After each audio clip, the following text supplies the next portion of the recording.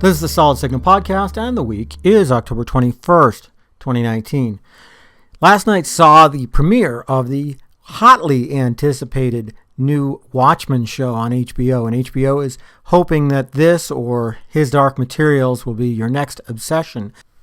His Dark Materials has yet to start, but now at least we have some idea what Watchmen is going to look like, thanks to the first episode. There's a lot to unpack, and I don't want to spoil it in any way, so I will go back to a little bit of history, which might help you.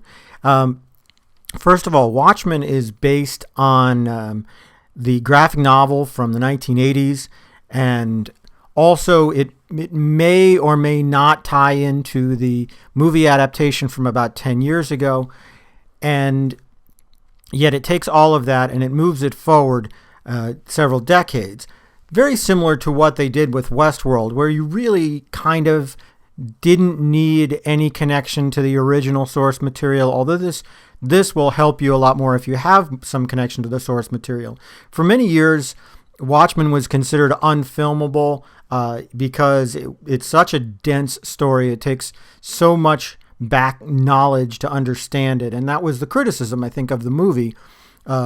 Diehard fans didn't like the movie because they changed the ending from the comic book, and people who were not familiar with the source material thought perhaps it was a ripoff of The Incredibles, when in fact The Incredibles was more of a ripoff of Watchmen. At any rate, it was only modestly successful and in many ways hasn't aged well. So it seemed like kind of an odd choice for a TV show adaptation, and yet they're off to the right start. I think that we're seeing very quickly that this is a new Watchmen for a new age, and it's only referential but not beholden to the prior stuff. So if it does go on for a while, you'll have plenty of time to reference a lot of the earlier material without feeling like you're going to have to be stacked up with a bunch of source stuff that you don't really care about.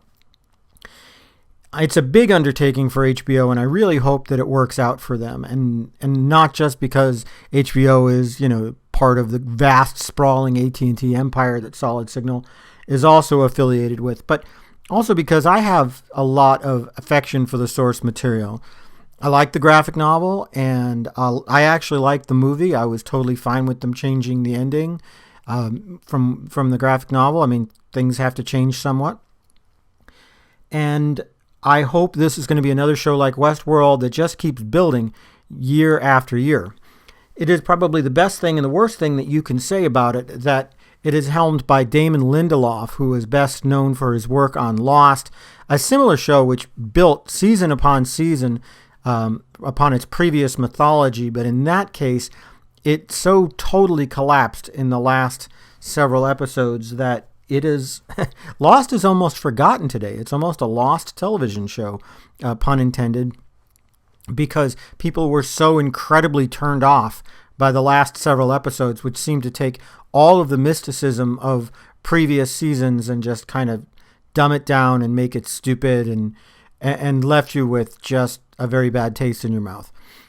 I have every confidence that Mr. Lindelof has learned from that experience and is going to deliver something a lot better this time around. And, we all grow, we all change. And I'm hoping, I have great confidence, because the other half of this podcast is devoted a little bit to, instead of a show that's beginning, a show that's ending. Mr. Robot similarly started with incredible fanfare. While it didn't come out really strong out of the gate, it was not one of those shows that people expected because they didn't expect a show that was so deep to come out of USA Network. By the end of the first season, people were hooked. And now in the last season, well, we'll see. This is another show that tried to build upon previous successes of the first season, but instead of doing so, it's gotten increasingly confusing and soap opera-ish. And because the show itself started in 2014 and takes place in 2014, and because of the slow pace of it in Showtime, it's just now the end of 2015. So it's beginning to feel so much more dated and so out of touch with the way that we are today that that's a big problem. The show is in itself, in the last several episodes of its run. They said this is going to be the final season. And if you took all of the episodes of Mr. Robot together, it would barely make up just one season of an old school network television show. I mean, I'm talking about, you're getting to 24 episodes, and they're telling the whole story. If they had been able to produce it all in a relatively short period of time so that they could produce all 24 episodes, say by the spring of 2016, the show would feel a lot tighter and a lot more interesting. But coming back to it now after, I think it's been about an 18-month gap, I lost track, to be honest with you. It's very hard to feel like that you've gotten back into it. It feels stale. It feels, like I said, soap opera-ish because so much is twisted and gone back and around and around. And is this character dead or is this character alive? And you got to ask yourself if you care. It's a real shame for a show that I thought was just fantastic and mind-bending and now is probably not going to feel incredibly relevant or secure no matter how it ends. Beginnings and endings, my friends. I'd say that when you start a show that's going to have so many twists to it, you have to have a plan. Going back to Lost, the big argument about why Lost ended up the way it did was they never thought that they would get as far as they did with it. They thought it would be, one season or two seasons, and that would be the end of it. The show itself calls back to a 1960s show called Time Tunnel, which was canceled before its time. And I think the creators of this show, J.J. Abrams and Damon Lindelof and those guys, thought that it was going to get canceled before it did, and they really didn't have a plan for where it was all going.